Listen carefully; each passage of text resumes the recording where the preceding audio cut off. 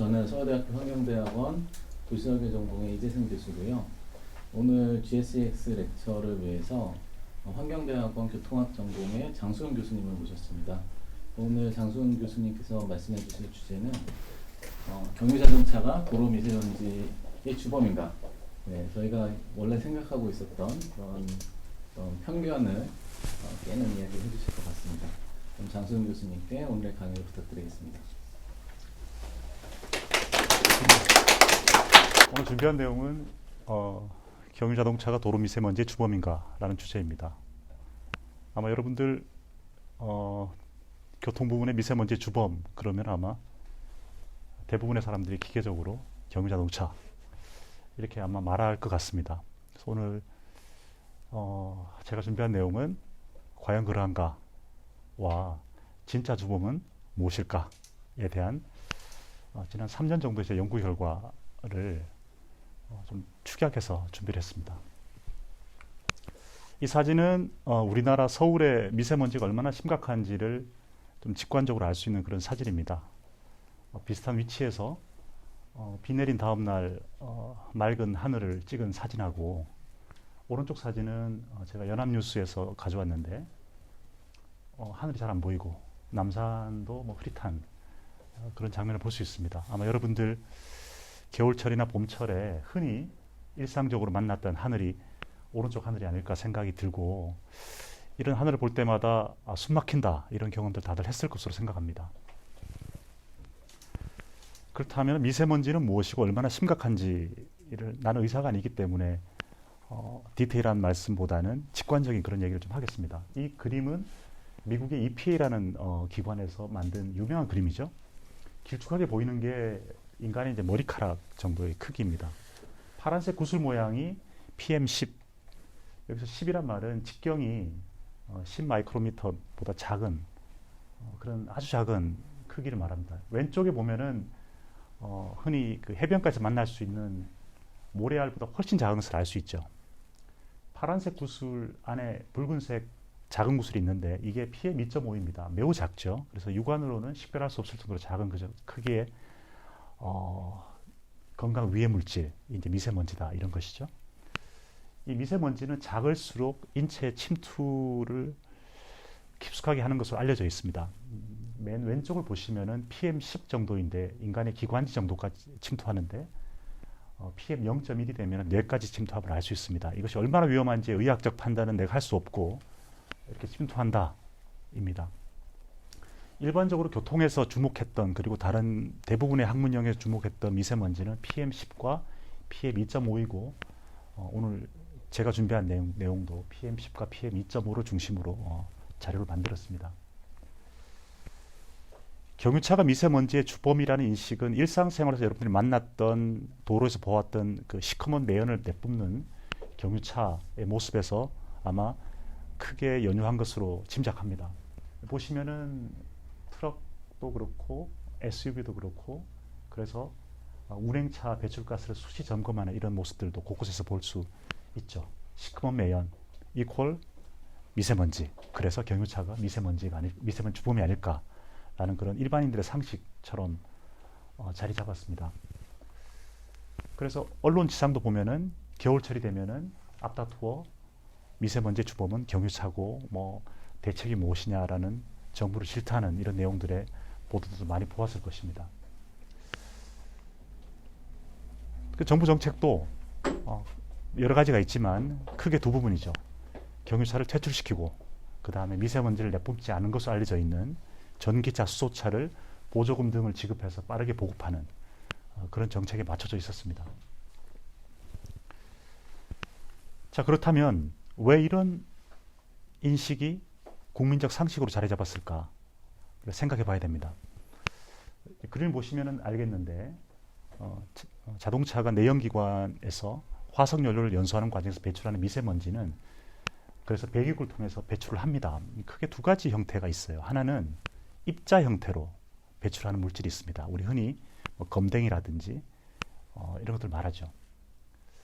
또 하나는 입자와 함께 동시에 배출되는 가스가 있는데 이 두 가지를 합쳐서 우리가 연소성 미세먼지다. 그러니까 내연기관에서 화석연료를 연소하는 과정에서 발생하는 미세먼지인 것이죠. 이 입자를 우리가 1차 생성 미세먼지라고 하고, 가스 중에서 질소산화물이 대표적인데, 질소산화물이 공기 중에 다른 물질하고 화학 반응을 일으켜서 PM2.5로 변화하게 됩니다. 그것을 우리가 2차 생성 미세먼지라고 얘기합니다. 2017년, 2018년 무렵으로 기억하는데 한국의 미세먼지가 아주 심각했었습니다. 그래서 여론도 악화되고 해서 환경부가 2019년 1월에 보도자료를 내면서 미세먼지 종합대책을 발표하는데, 그때 2009년에 시행된 한국에너지기술연구원의 조사 결과와 2015년에 조사된 국립환경과학원의 조사를 바탕으로 이런 표를 하나 제시했습니다. 표를 보면은 위에 입자상 물질이라고 적혀 있는 것이 우리가 말하는 입자로 배출되는 미세먼지를 말합니다. 이거는 보면 LPG나 경유나 휘발유가 거의 차이가 없죠. 그래서 입자에 있어서는 유전과 관계없이 미세먼지 배출의 위해도는 비슷하다, 이렇게 우리가 인식할 수 있습니다. 문제는 두 번째인데, 가스로 배출되는 질소산화물을 보면 경유차가 휘발유차의 약 30배 이상 높은 것을 알 수 있습니다. 이때 그 각주를 보면은 경유차는 약 32종, 그 다음에 휘발유차는 9종입니다. 그러니까 아마 경유차에는 큰 대형 트럭이라든지 또는 그 오래된 그러니까 배출 그 규제가 강화되기 이전에 판매된 그런 차량들이 다수 포함되었으니까 이런 산술 평균이 사실은 현실을 일정 부분 호도하기도 합니다. 그렇더라도 어쨌건 질소산화물을 많이 배출하는 것은 사실이기 때문에 이 보도 자료에서 근거해서 경유차를 주범으로 지목하고 경유차 퇴출을 하고 이 경유차를 대체할 수 있는 이른바 신재생 에너지 기반의 친환경차 보급의 정책에 역량이 맞춰져 왔었습니다. 그런데 주요국들은, 여기서 주요국은 유럽이라든지 이런 주요국들을 말합니다. 이 주요국들은 연소성 미세먼지가 아니라 비연소성 미세먼지에 주목하고 있습니다. 이 그림 보시면은 이 붉은색 차량에서 배기구에서 배출되는 게 연소성 미세먼지고요.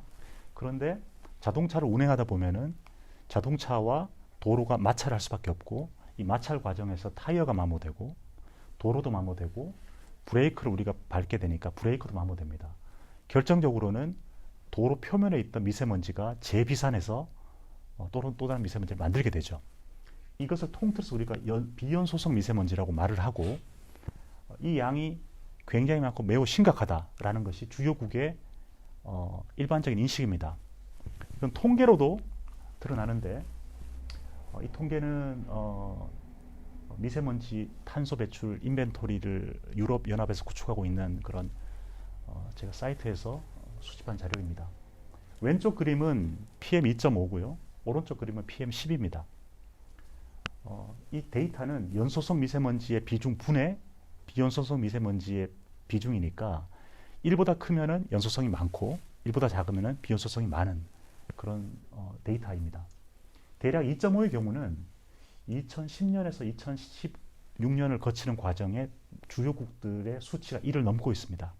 물론 프랑스와 네덜란드의 수치가 1보다 낮은데 이 자료의 그 각주를 보면은 여기서 비연소성 미세먼지가 전체가 다 측정되지 않았다라는 각주를 달고 있습니다. 그래서 아마도 다 조사가 되면은 이 두 나라도 특별히 뭐 이 두 나라가 유럽의 다른 나라와 차이점이 크지 않기 때문에 1을 넘을 것으로 보이고, 이 그래프가 우상향하고 있습니다. 그래서 새로운 데이터가 업데이트되는 뭐 아마 금년 말쯤 되면 2019년 데이터가 나올 텐데, 그때쯤 되면은 훨씬 더 이 비중이 2에 수렴하는 형태, 2배 이상 아마 수렴하는 형태 되지 않을까 생각이 들고, PM10의 경우는 2000년대 초반에 이미 거의 대부분의 나라에서 1을 넘었습니다.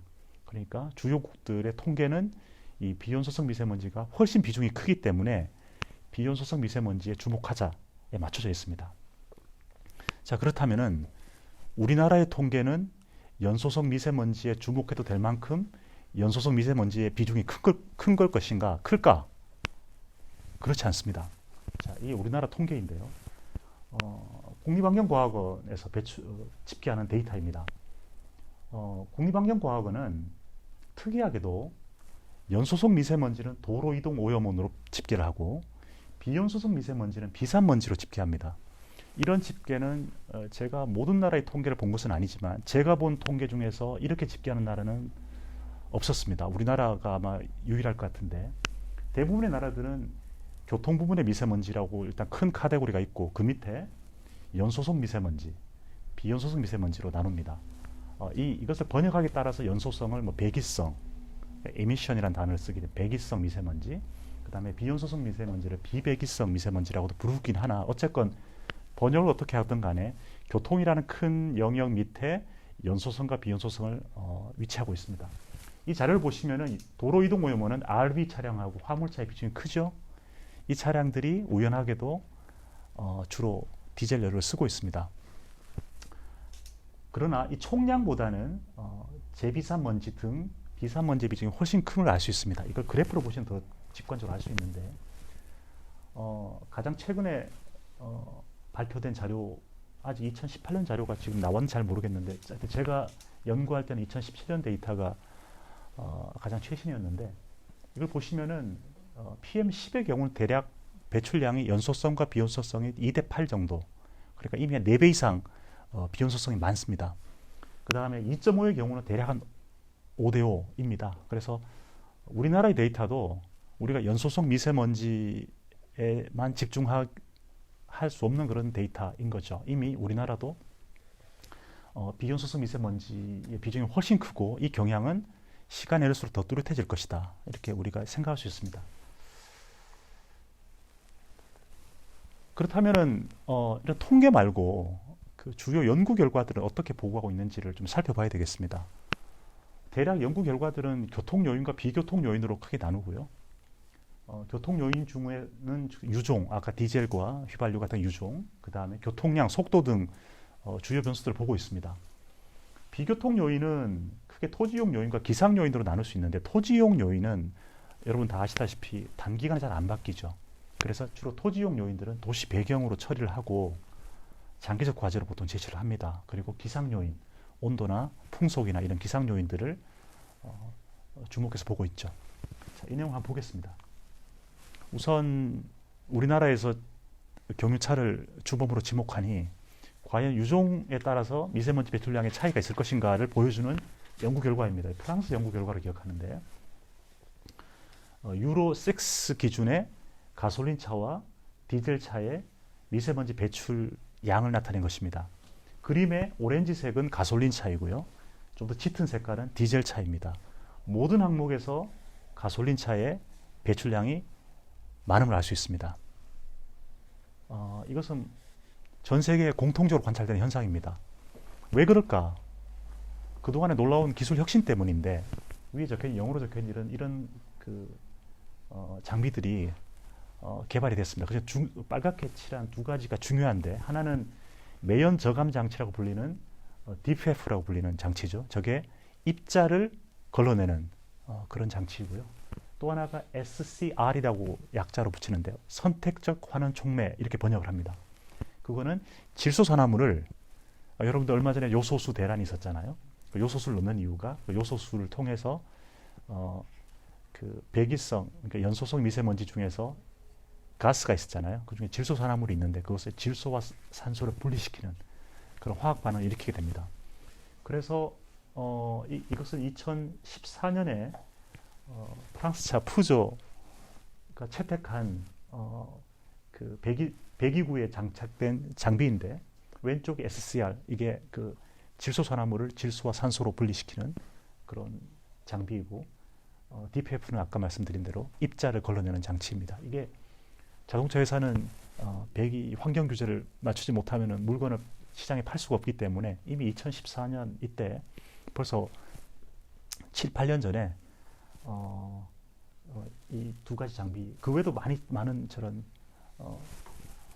기술 혁신을 통해서 미세먼지를 잡아내고 있습니다. 조만간 유로 7이 발표될 텐데 그러면은 이 기준은 더 강화될 것이고 그렇다면은 가솔린과 그 디젤 차량 간의 적어도 미세먼지 측면에서의 배출량의 차이는 없거나 또는 아까도 벌써 이미 유로 6에서 이미 가솔린이 높기 때문에 그 차이는 더 커지지 않을까 이렇게 우리가 짐작해 볼 수 있습니다. 두 번째는 교통량인데 교통량이 많으면 당연히 미세먼지가 많이 발생합니다. 그런데 밑에 그래프를 보시면 아시겠지만 이것이 선형의 관계가 있지 않고 교통량이 많음에도 불구하고 미세먼지가 적지는 않지만 교통량이 증가하는 정도로 함께 따라가지 않는 현상을 볼 수 있습니다. 그래서 이 교통량과 미세먼지가 어떤 비선형 관계가 있는데 이것은 교통량만의 문제라기보다는 어떤 다른 요인이 있지 않을까를 강력히 시사하고 있습니다. 두 번째는 속도인데 배출 규제가 강화되기 전에는 평균 속도가 높아질수록 그래서 미세먼지가 많이 발생을 했습니다. 그런데 최근에는 배출 규제 강화되고 난 이후에는 이 상관관계가 약화되거나 심지어 음의 관계가 있습니다. 그래서 평균 속도 교통류 관리를 잘해서 평균 속도를 향상시키면 미세먼지도 저감시킬 수 있다입니다. 그런데 저게 약해지거나 음의 관계인데 분명한 사실은 빈번한 가감속은 미세먼지를 훨씬 많이 발생시킵니다. 그림에서 뾰족 튀어 올라온 부분들은 대개 가속했거나 감속했던 것을 볼 수 있습니다. 그래서 교통류 관리의 핵심은 평균 속도 못지않게 가감속을 관리하는 데 맞춰져야 된다라는 것을 볼 수 있습니다. 네 번째는 차량 무게인데 이것은 뭐 너무나 직관적으로 당연합니다. 차량 무게는 무거울수록 당연히 엔진 부하도 많이 걸리고 무거울수록 도로 면과의 마찰도 커지죠. 그래서 특히 오른쪽을 보시면은 이게 비연소속 미세먼지인데 무거운 차량일수록 PM2.5나 PM10이나 할 것 없이 모두 다 더 많이 배출됨을 알 수 있습니다. 당연히 무거운 차는 도로와의 마찰 강도를 크게 하고 마찰 강도 커지면은 타이어가 더 많이 마모되고 도로도 더 많이 마모되고 도로의 제비산 먼지 더 많이 발생하기 때문에 더 많은 미세먼지를 발생시키게 되죠. 그래서 우리 교통계에서는 이른바 전기차의 미세먼지 발생 역설이라는 이런 이름하에 이런 얘기들이 현재 그 화두가 되고 있습니다. 여기 보면은 여러 차종들이 있는데 다섯 번째 차는 우리나라의 기아 소울 차도 있습니다. 중간에 있는 그 표는 PM10을 그 다음에 맨 아래 있는 표는 PM2.5의 발생량을 나타내고 있습니다. 여기 보면은 그 총 배출량을 보면 좋겠는데 총 배출량을 보면은 연소속 미세먼지가 EB라는 게 전기차거든요. 전기차가 0이고 EB가 전기차 0인데 이게 0임에도 불구하고 총 배출량을 보면은 거의 차이가 없음을 알 수 있습니다. 그 이유는 전기차는 배터리 오랜 한번 충전해서 오랜 주행 거리가 길어져야 되는 굉장히 중요한 어떤 현재 한계에 봉착하기 때문에 점점 배터리가 더 고도화된다고 할까요? 그건 더 많은 무거운 배터리들이 차량 현재 장착되고 있습니다. 그래서 이 전기차가 연소속 미세먼지는 하나도 발생시키지 않으나 차체가 점점 무거워짐으로 인해 가지고 비연소속 미세먼지를 내연기관차보다 훨씬 많이 발생시켜서 결과적으로 총 미세먼지는 전기차와 내연기관차 사이에 큰 차이가 없거나 앞으로는 전기차가 아마도 더 많이 발생시킬 것으로 그렇게 우리가 짐작할 수 있습니다. 그렇다고 우리가 전기차를 보급하지 말자라고 제가 말씀드리는 것이 아니고 전기차가 적어도 미세먼지 발생 측면에서 내연기관보다 반드시 유리하지 않다. 이것은 우리가 기억해야 되겠다. 이런 측면의 얘기입니다. 기상 요인은 우리의 직관과 대체로 일치합니다. 습도가 높을수록 미세먼지 양은 줄어듭니다. 당연하겠죠? 또 풍속이 강하면은 당연히 미세먼지 양도 줄어듭니다. 그런데 기온하고는 이 관계를 참 찾기가 쉽지 않은데 다만 겨울철에는 기온 역전 현상 등 그러면 공기가 순환이 잘 안 되잖아요. 그래서 이것은 기온의 요인이라기보다는 겨울철에 특별한 뭐 이런 기온에 의한 어떤 효과는 뭐 제 전공도 아니고 해서 제가 잘 모르겠습니다. 어쨌건 이런 연구들이 있습니다. 자, 그렇다면 왜 이런 현상이 나타날까? 정리하면 이렇습니다. 그 전체 미세먼지 중에서 제일 중요한 것은 가장 큰 비중을 차지하는 것은 연소속 미세먼지이고 이 연소속 미세먼지를 발생시키는 여러 요인들이 있는데 이게 하나의 단일 요인으로 설명이 안 되고 여러 요인들이 상호작용을 하면서 매우 복잡한 인과관계를 나타내고 있다라고 정리할 수 있겠습니다. 그렇다면 왜 이런 현상이 나타날까? 크게 세 가지로 좀 볼 수 있겠는데 첫 번째는 과거보다 우리 환경인식이 크게 개선되었습니다. 환경이 중요하게 생각하죠. 그러다 보니까 배출 규제가 강화되었습니다. 배출 규제 강화되니까 아까 봤던 DPF 같은 그런 매연 저감 장치들이 고도화되었습니다. 그 결과 이 연소성 미세먼지는 큰 폭으로 감소했습니다. 두 번째는 이제 우리 삶의 질이 중요하잖아요. 그래서 여가 등이 중요해졌습니다. 그래서 여가에 이용할 수 있는 더 크고 더 무거운 차량들, 흔히 우리 SUV 차량으로 불리는 차량들의 수요가 늘어났습니다. 그러니까 더 많은 비연소성 미세먼지가 발생하는 것이죠. 세 번째는 우리 소득이 증가했습니다. 그래서 자동차가 보편화됐어요. 이제는 여러분들 대부분의 가정에서 세컨카 시대에 살고 있습니다. 그러니까 이 실시간 교통류의 변화가 과거보다 훨씬 복잡해졌죠. 이것이 다양한 통제 요인, 아까 토지 이용이라든지 기상 요인과 결합하면서 인과관계가 블랙박스 형태가 되었습니다. 단일 요인으로 설명할 수 없는 그런 현상이 된 것이죠. 그래서 제가 과기정통부 연구과제 제안을 하면서 크게 세 가지 전략을 얘기를 했습니다. 하나는 이제는 연소성, 비연소성 미세먼지가 아니라 분리하지 말고 총 배출량을 측정해야 되겠다인 것이고, 두 번째는 실시간 교통류 변수를 측정해야 되겠다. 세 번째는 이 통제 변수, 아까 토지용하고 기상을 말합니다. 이게 고려돼야 되겠다 해서 이른바 모바일 랩 어프로치, 접근 제안을 했었고요. 그 중에 이 모바일 랩으로 조사하는 내용이 최근에 한 저널에 게재가 됐습니다. 이건 뭐 연구비가 많지 않아서 작은 차를 실험차로 썼는데 차 상단의 노란색 박스가 PM 농도를 측정하는 장비입니다. 그 다음에 상단에 고성능 디지털 카메라가 설치되어 있는데 이게 3초 단위로 교통류를 밑에 촬영을 해서 차량이 몇 대 있는지, 그 중에서 소형 차량 몇 대이고 중차량은 몇 대인지를 실시간으로 촬영해서 우리가 AI 알고리즘 이용해서 저희가 계산을 했습니다. 그리고 차량 내부에는 GPS 장착되어 있어서 평균 속도라든지 가감속을 실시간으로 측정하는 세 가지를 이렇게 측정하는 형태. 그래서 이 조사하는 내용이 이제 얼마 전에 게재가 됐고요. 그래서 요거는 아직 심사 중인 논문인데요. 각 요인들이 어떤 정도의 영향을 미치는지를 구조 방정식 형태로 저희가 정리를 해서 투고해서 심사 중인 내용인데, 자세한 내용들은 오늘 이 렉처와는 좀 직접적 관계가 없어서 그냥 그림으로 그냥 느낌 정도만 전달하겠습니다. 대략 보니까 총 효과 측면에서는 교통류가 기상보다 훨씬 중요하더라. 이게 이제 자료로도 확인되었습니다. 그 다음에 주요 관측 변수들 중에서 보면은 교통량이 중요한데 역시 전체 교통량보다는 중차량의 영향이 훨씬 더 크고 중요한 것으로 나타나고, 그 다음에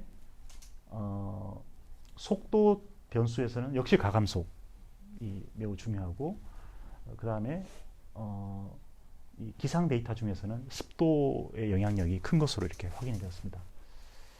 이를 바탕으로 몇 가지 우리가 정책 과제를 우리가 도출할 수 있을 것 같은데, 첫 번째는 단기적인 것으로는 일단은 우리가 모니터링을 좀 해야 되겠습니다.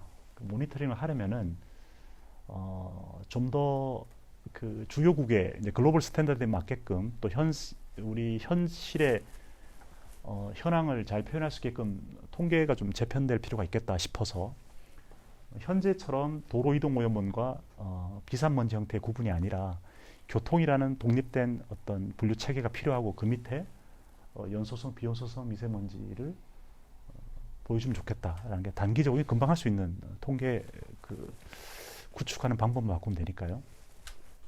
두 번째는 아까 기상 데이터 중에서 습도가 중요했는데, 습도를 우리 마음대로 통제할 수 없으니까 큰 돈 안 드는 도로 물청소 같은 것들은 뭐 저는 매일 해도 좋겠다 이런 생각을 좀 하고 있습니다. 주요 도로 같은 경우는 이게 단기적으로 생각해 볼 수 있는 것이고요. 또 하나는 이제 지금은 그 배기량 기준으로 세금 매겨져 있습니다. 그러면은 자동차를 만드는 그 기업의 입장에서는 어떻게 하면 배기량을 그 세금 맞게끔 좀 덜 나가게 만들 수 있을 것인가를 고민하게 되죠.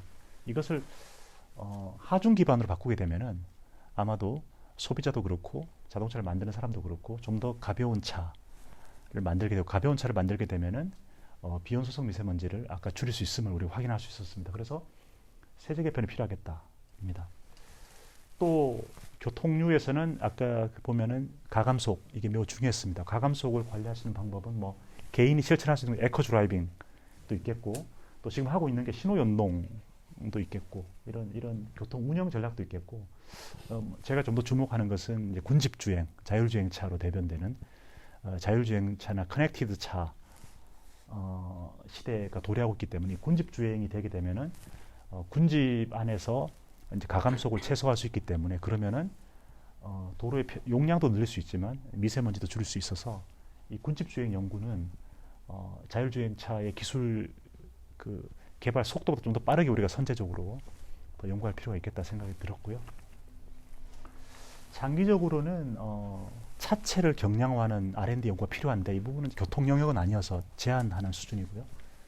또 내구성이 강화되는 타이어, 그다음에 포장 재료, 이것도 우리 교통 영역은 아니고 제가 제한하는 형태입니다.